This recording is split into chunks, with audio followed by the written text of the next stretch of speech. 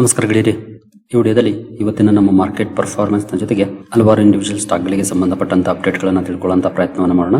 ಹಾಗೆ ಇವತ್ತು ನಮ್ಮ ಮಾರ್ಕೆಟ್ ಅಲ್ಲಿ ಎಸ್ಪೆಷಲಿ ನಿಫ್ಟಿಯಲ್ಲಿ ಕೊನೆ 5 ನಿಮಿಷದಲ್ಲಿ ಅನ್ಎಕ್ಸ್ಪೆಕ್ಟೆಡ್ ರೀತಿಯಲ್ಲಿ ರ್ಯಾಲಿ ನೋಡ್ಲಿಕ್ಕೆ ಸಿಕ್ತು. ಅದ್ರ ಬಗ್ಗೆ ತಿಳ್ಕೊಳ್ಳೋಣ. ಹಾಗೆ ಒಂದು ಪರ್ಟಿಕ್ಯುಲರ್ ಕಂಪನಿಯಲ್ಲಿ ಇಂದಿನ ಕೆಲವು ಸುದ್ದಿಗಳ ಕಾರಣಕ್ಕೆ ಸ್ವಲ್ಪ ಜಾಸ್ತಿ ಡೌನ್ ಪರ್ಫಾರ್ಮೆನ್ಸ್ ಕೂಡ ನೋಡ್ಲಿಕ್ಕೆ ಸಿಕ್ತು. ಆ ಎಲ್ಲ ವಿಷಯಗಳ ಬಗ್ಗೆ ತಿಳ್ಕೊಳ್ಳೋಣ. ಮೊದಲಿಗೆ ಡಿಸ್ಕ್ಲೇಮರ್ ಕೊಡ್ಲಿಕ್ಕೆ ಇಷ್ಟಪಡ್ತೀನಿ. ಇಲ್ಲಿ ಕವರ್ ಮಾಡ್ತಿರುವಂತ ಯಾವುದೇ ಸ್ಟಾಕ್ ಅನ್ನು ಕೂಡ ರೆಕಮೆಂಡ್ ಮಾಡ್ತಿಲ್ಲ. ನೀವು ಫರ್ದರ್ ಸ್ಟಡಿ ಮೆಡಿಟೇಷನ್ ತಗೊಳ್ಬಹುದು. ಆಸ್ ಎ ಎಜುಕೇಶನಲ್ ಪರ್ಪಸ್ ನಾನು ವಿಡಿಯೋ ಮುಂದೆ ತರ್ತಾ ಇದ್ದೀನಿ.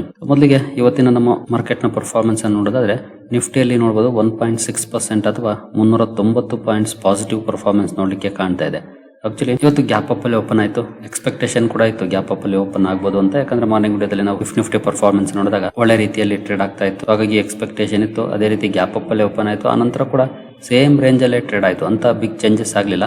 ಬಟ್ ಲಾಸ್ಟ್ ನೋಡಬಹುದು 15.25 ಆ ನಂತರ ಜಸ್ಟ್ 5 ಮಿನಿಟ್ಸ್ ಅಲ್ಲಿ ಮೋರ್ ದೆನ್ 200 ಪಾಯಿಂಟ್ಸ್ ಅಪ್ ಆಗ್ಬಿಡ್ತು. ಇದು ಆಕ್ಚುಲಿ ಅಪ್ ಆಗಿರೋದ ಅಲ್ವಾ? ಇನ್ನು ಸಾಕಷ್ಟು ಕನ್ಫ್ಯೂಷನ್ಸ್ ಇದೆ. ಯಾಕೆ ಕನ್ಫ್ಯೂಷನ್ಸ್ ಅಂತಂದ್ರೆ, ಫಾರ್ ಎಕ್ಸಾಂಪಲ್ ನಾವು ಇಲ್ಲಿ ಸೆನ್ಸೆಕ್ಸ್ ಪರ್ಫಾರ್ಮೆನ್ಸ್ ಅನ್ನ ನೋಡಿದ್ರೆ ಇಲ್ಲಿ ನಾರ್ಮಲ್ ಇದೆ. ಚಾರ್ಟ್ ನೋಡಬಹುದು 0.7% ಅಥವಾ 544 ಪಾಯಿಂಟ್ಸ್ ಅಪ್ ಅಲ್ಲಿ ಕ್ಲೋಸಿಂಗ್ ಅನ್ನ ಕೊಟ್ಟಿದೆ. ಬಟ್ ನಾರ್ಮಲ್ ಇದೆ. ಇಲ್ಲಿ ಆ ರೀತಿ ಸ್ಪೈಕ್ ಕಂಡು ಬಂದಿಲ್ಲ. ಇನ್ ಕೇಸ್ ಸ್ಪೈಕ್ ಕಂಡು ಬಂದ್ರೆ ಎರಡು ಕಡೆ ಕಂಡು ಬರಬೇಕಿತ್ತು, ನಿಫ್ಟಿ ಹಾಗೂ ಸೆನ್ಸೆಕ್ಸ್ ಅಲ್ಲಿ. ಯಾಕಂದ್ರೆ ಆಲ್ಮೋಸ್ಟ್ ಮೆಜಾರಿಟಿ ಶೇರ್ಗಳು ಅವುಗಳೇ ಇದ್ದಾವೆ. ಎರಡು ಕಡೆ ಸಣ್ಣ ಪುಟ್ಟ ಡಿಫರೆನ್ಸ್ ಆಗುತ್ತೆ ಅಷ್ಟೇ. ಇಷ್ಟೊಂದು ಬಿಗ್ ಡಿಫರೆನ್ಸ್ ಆಗೋದಿಲ್ಲ. 1.5% ಗಿಂತ ಜಾಸ್ತಿ ಇಲ್ಲಿ, ಅಲ್ಲಿ ಬಿಲೋ 1% ಅಂತ ಈ ರೀತಿ ಬಿಗ್ ಡಿಫರೆನ್ಸ್ ತುಂಬಾ ಕಡಿಮೆ ಆಗೋದು ಅಂತ ಒಂದು ಬದಲಾವಣೆ ಇವತ್ತು ಕಂಡು ಬಂದಿದೆ. ಇದಕ್ಕೆ ಖಂಡಿತ ಇಲ್ಲಿವರೆಗೂ ಅಂದ್ರೆ ನಾನು ಆಲ್ಮೋಸ್ಟ್ ಒಂದು ಅರ್ಧ ಗಂಟೆ ಲೇಟ್ ಮಾಡಿದೆ ವಿಡಿಯೋನ ರೆಕಾರ್ಡ್ ಮಾಡಕ್ಕೆ. ಏನಾದ್ರು ಗ್ಲಿಚ್ ಬಗ್ಗೆ ಅಪ್ಡೇಟ್ ಬರುತ್ತಾ, ಗ್ಲಿಚ್ ಅಥವಾ ನಾರ್ಮಲ್ ಆಗಿ ಪರ್ಫಾರ್ಮೆನ್ಸ್ ಅಂದನ. ಬಟ್ ಇಲ್ಲಿವರೆಗೂ ಯಾವುದು ಬಂದಿಲ್ಲ. ನಾನೀಗ 4:15 ಈ ವಿಡಿಯೋ ರೆಕಾರ್ಡ್ ಮಾಡ್ತಿರುವಂತ ಟೈಮು. ಇಲ್ಲಿವರೆಗೂ ಇದಕ್ಕೆ ಸಂಬಂಧಪಟ್ಟಂತೆ ಯಾವುದು ಅಪ್ಡೇಟ್ ಗಳು ಬಂದಿಲ್ಲ. ಹಾಗೆ ನಾವು ಸ್ವಲ್ಪ ಟೆಕ್ನಿಕಲ್ ಚಾರ್ಟ್ಸ್ ಅನ್ನು ಕೂಡ ನೋಡಬಹುದು. ಇಲ್ಲೂ ಅಂತ ಚೇಂಜಸ್ ಅನ್ನು ಇವರು ರಿಪೋರ್ಟ್ ಮಾಡಿಲ್ಲ. ಆಕ್ಚುಲಿ ನಾನು ಟ್ರೇಡಿಂಗ್ ವ್ಯೂ ನಲ್ಲಿ ಓಪನ್ ಮಾಡಿದ್ದೀನಿ. ಯಾಕಂದ್ರೆ ಇವ್ರಿಗೂ ಕೂಡ ಒಂದಷ್ಟು ಕನ್ಫ್ಯೂಷನ್ಸ್ ಇದೆ. ಇನ್ನು 774ಕ್ಕೆ ಕ್ಲೋಸಿಂಗ್ ನೋಡ್ಲಿಕ್ಕೆ ಕಾಣ್ತಿದೆ. ಬಟ್ ಚಾರ್ಟ್ ಅಲ್ಲಿ ನೋಡಬಹುದು ಅಪ್ಡೇಟ್ ಆಗಿಲ್ಲ. ಹಾಗೆ ನಿಮಗೆ ಗೊತ್ತಿರಬಹುದು ಮಾರ್ನಿಂಗ್ ವಿಡಿಯೋದಲ್ಲಿ ನಾನು ಒಂದು ಸುದ್ದಿಯನ್ನ ಕವರ್ ಮಾಡಿದ್ದೆ. ಇವತ್ತಿಂದ ಒಂದಷ್ಟು ಹೊಸ ಬದಲಾವಣೆಗಳು ಜಾರಿಗೆ ಬರ್ತಾ ಇದೆ ಅಂತ. ಕ್ಲೋಸಿಂಗ್ ಆಕ್ಷನ್ ಸೆಷನ್ ಬಗ್ಗೆ CIS ಆಗಸ್ಟ್ 3ನೇ ತಾರೀಕಿಂದ ಚಾಲ್ತಿಗೆ ಬರ್ತಿದೆ ಅಂತ. ಅಂದ್ರೆ 3:40 ಕೂಡ F&O ಸೆಗ್ಮೆಂಟ್ ಟ್ರೇಡಿಂಗ್ ಕಂಟಿನ್ಯೂ ಆಗೋ ಬಗ್ಗೆ ಈ ಅಪ್ಡೇಟ್ ಇತ್ತು. ಸೊ ಮೇ ಬಿ ಆ ಹೊಸ ಸಿಸ್ಟಮ್ ನ ಅಳವಡಿಕೆ ಮಾಡುವಂತ ಸಂದರ್ಭದಲ್ಲಿ ಇರುವಂತ ಬದಲಾವಣೆನ ಅಥವಾ ಕೊನೆಯಲ್ಲೇನಾದ್ರೂ ದೊಡ್ಡ ಮಟ್ಟದಲ್ಲಿ ಆರ್ಡರ್ಸ್ ಪ್ಲೇಸ್ ಆಗಿದ್ಯಾ, ಖಂಡಿತ ಇದಕ್ಕೆ ಮೇ ಬಿ ಸ್ವಲ್ಪ ವೆಯ್ಟ್ ಮಾಡಿದ್ರೆ ನಮ್ಗೆ ಆನ್ಸರ್ ಸಿಗಬಹುದು. ಸದ್ಯದ ಮಟ್ಟಿಗಂತೂ ನಾವು ಈವನ್ NSE ಅಫಿಷಿಯಲ್ ವೆಬ್ಸೈಟ್ ಅಲ್ಲಿ ನೋಡಿದ್ರು ಕೂಡ ನೀವು ಇಲ್ಲಿ ನೋಡಬಹುದು 390 ಪಾಯಿಂಟ್ಸ್ ಅಥವಾ 1.6% ಅಪ್ ಪರ್ಫಾರ್ಮೆನ್ಸ್ ನೋಡ್ಲಿಕ್ಕೆ ಕಾಣ್ತಾ ಇದೆ. ನೋಡೋಣ ಏನಾದ್ರೂ ನಂತರ ಅಪ್ಡೇಟ್ ಗಳು ಬರುತ್ತಾ ಅಂತ. ಇಲ್ಲಿವರೆಗೂ ಬಂದಿರುವಂತಹ ಅಪ್ಡೇಟ್ ಗಳನ್ನ ನೋಡಿದ್ರೆ ಅಂತ ಬದಲಾವಣೆಗಳು ಅಥವಾ ಇದೇನಾದ್ರೂ ಗ್ಲಿಚ್ ಈ ಬಗ್ಗೆ ಮಾಹಿತಿಯನ್ನು ಬಂದಿಲ್ಲ. ಬಟ್ ನೋಡೋಣ ಏನಾದ್ರೂ ಲೇಟರ್ ಬರುತ್ತಾ ಅಂತ. ಒಟ್ಟಿನಲ್ಲಿ ಕೊನೆ 5 ನಿಮಿಷದಲ್ಲಿ 200 ಪಾಯಿಂಟ್ಸ್ ಗಿಂತ ಜಾಸ್ತಿ ಅಪ್ ಆಗಿರೋ ಬಗ್ಗೆ ಚಾರ್ಟ್ ತೋರಿಸ್ತಿದೆ. ಇನ್ನು ಬ್ರಾಡ್ ಬೇಸ್ಡ್ ಮಾರ್ಕೆಟ್ ಇಂಡೈಸಸ್ ಗಳ ಪರ್ಫಾರ್ಮೆನ್ಸ್ ಅನ್ನು ನೋಡೋದಾದ್ರೆ ನಿಫ್ಟಿ ನೆಕ್ಸ್ಟ್ 50 ನಲ್ಲಿ ನೋಡಬಹುದು 1.3% ಪಾಸಿಟಿವ್ ಪರ್ಫಾರ್ಮೆನ್ಸ್ ನೋಡ್ಲಿಕ್ಕೆ ಸಿಕ್ಕಿದೆ. ಒಳ್ಳೆ ಪರ್ಫಾರ್ಮೆನ್ಸ್ ಇದೆ ಅಲ್ಲೂ ಕೂಡ. ಇನ್ನು ನಿಫ್ಟಿ 100 ಅಲ್ಲಿ 1.55% ಪಾಸಿಟಿವ್ ಇದೆ. ನಿಫ್ಟಿ 200 1.48% ಪಾಸಿಟಿವ್ ಇದೆ. ನಿಫ್ಟಿ 500 1.46% ಪಾಸಿಟಿವ್ ಇದೆ. ಅಂದ್ರೆ ಅಪ್ ಟು 1.5% ವರೆಗೂ ಪಾಸಿಟಿವ್ ಪರ್ಫಾರ್ಮೆನ್ಸ್ ಇವತ್ತು ನೋಡ್ಲಿಕ್ಕೆ ಸಿಕ್ಕಿದೆ ನಿಫ್ಟಿ 50 ಇಂದ ನಿಫ್ಟಿ 500 ವರೆಗೂ. ಇನ್ನು ಮಿಡ್ ಕ್ಯಾಪ್ ಕಡೆ ಬಂದ್ರೆ ಮಿಡ್ ಕ್ಯಾಪ್ 50 ಅಲ್ಲಿ 1.08% ಪಾಸಿಟಿವ್ ಪರ್ಫಾರ್ಮೆನ್ಸ್ ಇದೆ. ಮಿಡ್ ಕ್ಯಾಪ್ 100 ಅಲ್ಲಿ 1.21% ಪಾಸಿಟಿವ್ ಇದೆ. ಮಿಡ್ ಕ್ಯಾಪ್ 150 ನಲ್ಲಿ 1.21% ಪಾಸಿಟಿವ್ ಇದೆ. ಅಂದ್ರೆ ಇಲ್ಲೂ ಕೂಡ ಮೋರ್ ದನ್ 1% ಪಾಸಿಟಿವ್ ಪರ್ಫಾರ್ಮೆನ್ಸ್ ನೋಡ್ಲಿಕ್ಕೆ ಸಿಕ್ಕಿದೆ. ಸ್ಮಾಲ್ ಕ್ಯಾಪ್ ಕಡೆ ಬಂದ್ರೆ ಸ್ಮಾಲ್ ಕ್ಯಾಪ್ 50 ಅಲ್ಲಿ 1.17% ಪಾಸಿಟಿವ್ ಇದೆ. ಸ್ಮಾಲ್ ಕ್ಯಾಪ್ 100 ಅಲ್ಲಿ 1.29% ಪಾಸಿಟಿವ್ ಇದೆ. ಸ್ಮಾಲ್ ಕ್ಯಾಪ್ 250 ನಲ್ಲಿ 1.38% ಪಾಸಿಟಿವ್ ಇದೆ. ಅಂದ್ರೆ ಇಲ್ಲೂ ಕೂಡ 1.1 ಇಂದ 1.4% ವರೆಗೂ ಕೂಡ ಪಾಸಿಟಿವ್ ಪರ್ಫಾರ್ಮೆನ್ಸ್ ಇದೆ. ಒಟ್ಟಿನಲ್ಲಿ ಮೂರು ಕಡೆ ಒಳ್ಳೆ ಪರ್ಫಾರ್ಮೆನ್ಸ್ ಇದೆ. ಲಾರ್ಜ್ ಕ್ಯಾಪ್ ಆಗ್ಬೋದು, ಮಿಡ್ ಕ್ಯಾಪ್ ಆಗ್ಬೋದು ಅಥವಾ ಸ್ಮಾಲ್ ಕ್ಯಾಪ್ ಆಗ್ಬೋದು. ಹಾಗೆ ಮೈಕ್ರೋ ಕ್ಯಾಪ್ ಕೂಡ ಒಳ್ಳೆ ಪರ್ಫಾರ್ಮೆನ್ಸ್ ಅನ್ನ ಮಾಡಿದೆ 1.34% ಅಪ್ ಆಗೋ ಮೂಲಕ. ಓವರ್ ಆಲ್ ಎಲ್ಲ ಕಡೆ ಒಳ್ಳೆ ಪರ್ಫಾರ್ಮೆನ್ಸ್ ನೋಡ್ಲಿಕ್ಕೆ ಕಾಣ್ತಾ ಇದೆ ಇವತ್ತು. ನಮ್ಗೆ ಈ ಒಂದು ಪೋರ್ಟ್ಫೋಲಿಯೋಗಳ ಲೆವೆಲ್ ಕೂಡ ಡಿಸೆಂಟ್ ಪರ್ಫಾರ್ಮೆನ್ಸ್ ಇದೆ. ನನ್ನ ಪೋರ್ಟ್ಫೋಲಿಯೋ ಅಂತೂ ಅರೌಂಡ್ 0.9% ಪಾಸಿಟಿವ್ ಇದೆ. ಅಂದ್ರೆ ಬ್ರಾಡ್ ಬೇಸ್ಡ್ ಇಂಡೈಸಸ್ ಗಳಿಗೆ ಹೋಲಿಸಿದ್ರೆ ಸ್ವಲ್ಪ ಕಡಿಮೆನೆ. ಯಾಕಂದ್ರೆ 1% ಗಿಂತ ಜಾಸ್ತಿ ಪಾಸಿಟಿವ್ ಇದಾವೆ ಇಲ್ಲಿ. It's okay, still decent performance ಇದೆ.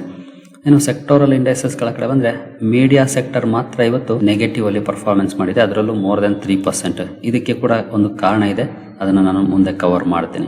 ನಿಫ್ಟಿ ಆಟೋ 1.5% ಪಾಸಿಟಿವ್ ಇದೆ, ಒಳ್ಳೆ ಪರ್ಫಾರ್ಮೆನ್ಸ್ ಇದೆ ಇವತ್ತು. ನಿಫ್ಟಿ ಬ್ಯಾಂಕ್ ಕೂಡ 1.72% ಪಾಸಿಟಿವ್ ಅಲ್ಲಿ ಕ್ಲೋಸಿಂಗ್ ಅನ್ನು ಕೊಟ್ಟಿದೆ. ಫೈನಾನ್ಷಿಯಲ್ ಸರ್ವಿಸಸ್ 1.47% ಪಾಸಿಟಿವ್ ಇದಾವೆ. FMCG ನಲ್ಲಿ 1.72% ಪಾಸಿಟಿವ್ ಇದೆ. IT 3.28% ಪಾಸಿಟಿವ್ ಅಲ್ಲಿ ಕ್ಲೋಸಿಂಗ್ ಅನ್ನು ಕೊಟ್ಟಿದೆ. ಸಾಲಿಡ್ ಪರ್ಫಾರ್ಮೆನ್ಸ್ ಅಂತಾನೆ ಹೇಳ್ಬೋದು IT ಸೆಕ್ಟರ್ ಅಲ್ಲಿ. ಮೆಟಲ್ 1.5% ಪಾಸಿಟಿವ್ ಇದಾವೆ. ಹಾಗೆ ಫಾರ್ಮಾದಲ್ಲಿ 0.48% ಪಾಸಿಟಿವ್ ಇದೆ.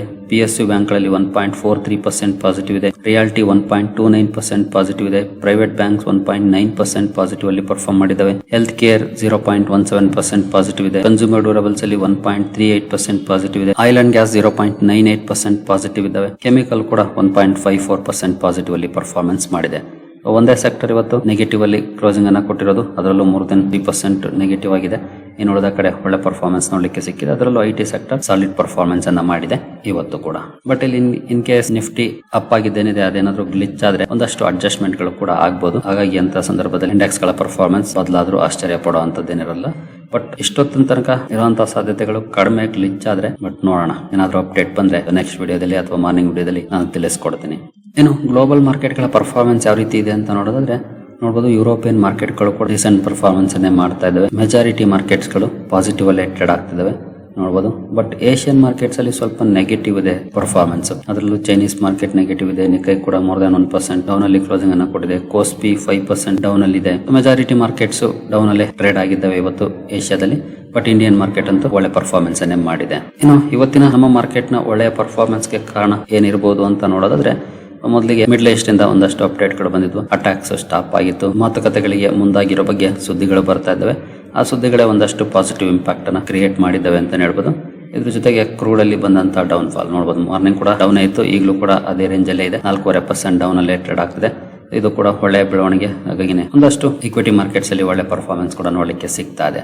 ನೋಡೋಣ ಮುಂದುವರೆದು ಯಾವ ರೀತಿ ಇರುತ್ತೆ ಪರ್ಫಾರ್ಮೆನ್ಸ್. ಹಾಗೆ ಮಿಡ್ಲ್ ಈಸ್ಟ್ ಗೆ ಸಂಬಂಧಪಟ್ಟಂತೆ ಯಾವೆಲ್ಲ ಅಪ್ಡೇಟ್ ಗಳು ಬರ್ತವೆ ಅಂತ. ಸದ್ಯಕ್ಕಂತೂ ಒಳ್ಳೆ ಪರ್ಫಾರ್ಮೆನ್ಸ್ ಇದೆ. ಇವನ್ ರುಪಿ ಕೂಡ ಅಪ್ರಿಶಿಯೇಟ್ ಆಗಿದೆ ನೋಡಬಹುದು ಇವತ್ತು. ಇದು ಕೂಡ ಒಂದಷ್ಟು ಕಾಂಟ್ರಿಬ್ಯೂಷನ್ ಮಾಡಿರುತ್ತೆ.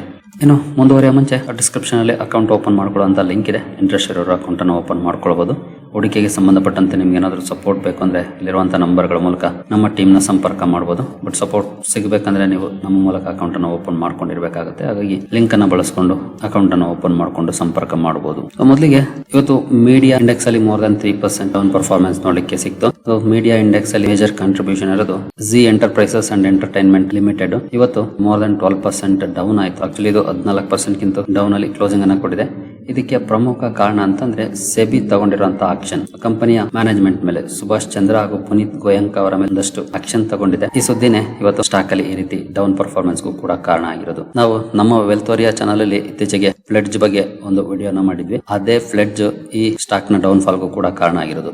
ನಾನು ಅದರಲ್ಲಿ ಒಂದು ಪರ್ಟಿಕ್ಯುಲರ್ ಎಕ್ಸಾಂಪಲ್ ಕೂಡ ಈ ಕಂಪನಿಯ ಬಗ್ಗೆನೇ ಕೊಟ್ಟಿದ್ದೆ. ಹಾಗೆ ಇದರ ಫೌಂಡರ್ ಸುಭಾಷ್ ಚಂದ್ರ ಅವರ ಬಗ್ಗೆ ಕೂಡ ಮೆನ್ಷನ್ ಮಾಡಿದೆ.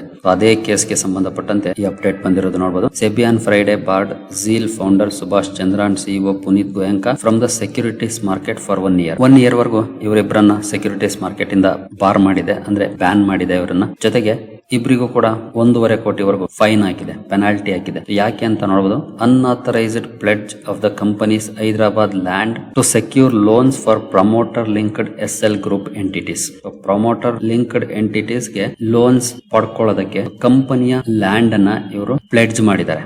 ಪ್ಲೆಡ್ಜ್ ಮಾಡೋದು ತಪ್ಪಲ್ಲ, ಬಟ್ ಅನ್ಆಥರೈಸ್ಡ್ ಪ್ಲೆಡ್ಜ್. ಈ ಕಾರಣಕ್ಕೆ ಸೆಬಿ ಇವರನ್ನ ಮಾರ್ಕೆಟ್ ಇಂದ ಬ್ಯಾನ್ ಮಾಡಿದೆ, ಜೊತೆಗೆ ಫೈನ್ ಕೂಡ ಹಾಕಿದೆ. ಅಂದ್ರೆ ಈ ರೀತಿಯ ಪ್ರಾಕ್ಟೀಸಸ್ ಯಾವತ್ತು ಒಳ್ಳೇದಲ್ಲ. ನಾನು ಆ ವಿಡಿಯೋದಲ್ಲೂ ಕೂಡ ಮೆನ್ಷನ್ ಮಾಡಿದ್ದೆ, ಯಾಕೆ ಪ್ಲೆಡ್ಜ್ ಮಾಡ್ತಿದ್ದಾರೆ ಅನ್ನೋದು ಇಂಪಾರ್ಟೆಂಟ್ ಆಗುತ್ತೆ.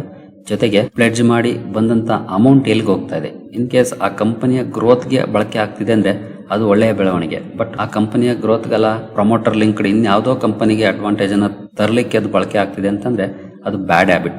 ಇಲ್ಲಿ ಅದೇ ಆಗಿರೋದು. ಹಾಗಾಗಿ ಸ್ಟಾಕ್ ಅಲ್ಲಿ ಈ ರೀತಿ ರಿಯಾಕ್ಷನ್ ಬಂದಿರೋದು. ಜೊತೆಗೆ ಈ ಸ್ಟಾಕ್ ಅಲ್ಲಿ ಈ ರೀತಿ ರಿಯಾಕ್ಷನ್ ಬಂದಿರೋದು ಇದೇ ಮೊದಲೇನಲ್ಲ, ಈ ಹಿಂದೆ ಕೂಡ ಹಲವು ಸಲ ಇದೇ ರೀತಿ ಪರ್ಫಾರ್ಮೆನ್ಸ್ ನೋಡಿದೀವಿ ನಾವು.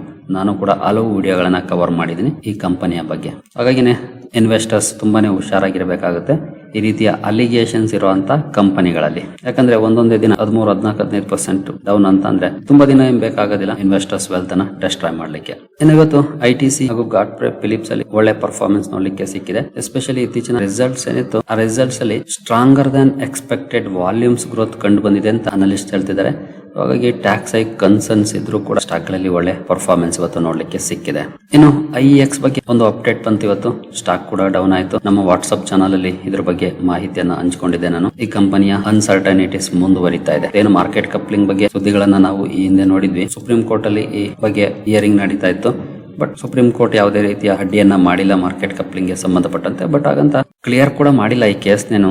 ಅದೇ ಸ್ಟಾಕ್ ಡೌನ್ ಫಾಲ್ಗೂ ಕೂಡ ಕಾರಣ ಆಗಿದೆ. ಇಲ್ಲಿ ಅನ್ಸರ್ಟನಿಟೀಸ್ ಮುಂದುವರಿದಿದೆ. ಮಾರ್ಕೆಟ್ ಕಪ್ಲಿಂಗ್ ಆಗುತ್ತಾ ಆಗಲ್ವಾ ಇದ್ರ ಬಗ್ಗೆ ಯಾವುದೇ ಕ್ಲಾರಿಟಿ ಸಿಗ್ತಾ ಇಲ್ಲ ಸದ್ಯದ ಮಟ್ಟಿಗಂತೂ. ಇನ್ನು ಗ್ರೀವ್ಸ್ ಎಲೆಕ್ಟ್ರಿಕ್ ಮೊಬಿಲಿಟಿ ಫೋಕಸ್ ಅಲ್ಲಿತ್ತು. ಕಂಪನಿಯ 530 ಕೋಟಿ ಮೊತ್ತದ ರೈಟ್ಸ್ ಇಶ್ಯೂ ಫುಲ್ಲಿ ಸಬ್ಸ್ಕ್ರೈಬ್ ಆಗಿರೋ ಬಗ್ಗೆ ಮಾಹಿತಿಯನ್ನ ಕೊಟ್ಟಿದೆ.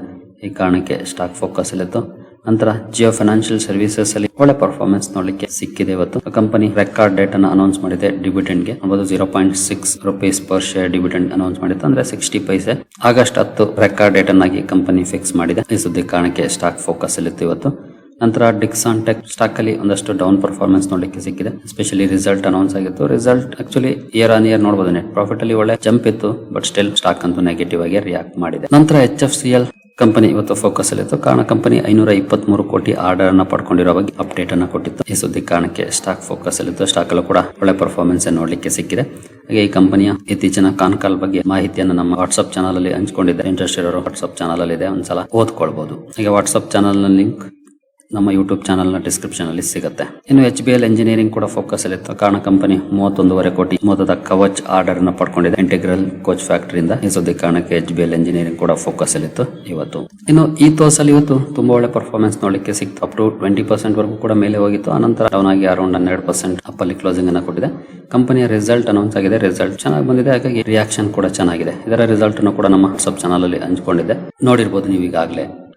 ಸರಿಗಳೇ, ಈ ಎಲ್ಲ ಅಪ್ಡೇಟ್ಸ್ ನಿಮಗೆ ಇಷ್ಟ ಆಗಿದೆ ಅನ್ಕೊಳ್ತೀನಿ. ಹಾಗೆ ಡಿಸ್ಕ್ರಿಪ್ಷನ್ ಅಲ್ಲಿ ಅಕೌಂಟ್ ಓಪನ್ ಮಾಡ್ಕೊಳ್ಳುವಂತ ಲಿಂಕ್ ಇದೆ. ಇಂಟ್ರೆಸ್ಟ್ ಇರೋರು ಅಕೌಂಟ್ ಅನ್ನು ಓಪನ್ ಮಾಡ್ಕೊಳ್ಬಹುದು. ಮುಂದಿನ ವಿಡಿಯೋದಲ್ಲಿ ಸಿಗೋಣ. ಅಲ್ಲಿವರೆಗೂ ಜೈ ಹಿಂದ್, ಜೈ ಕರ್ನಾಟಕ.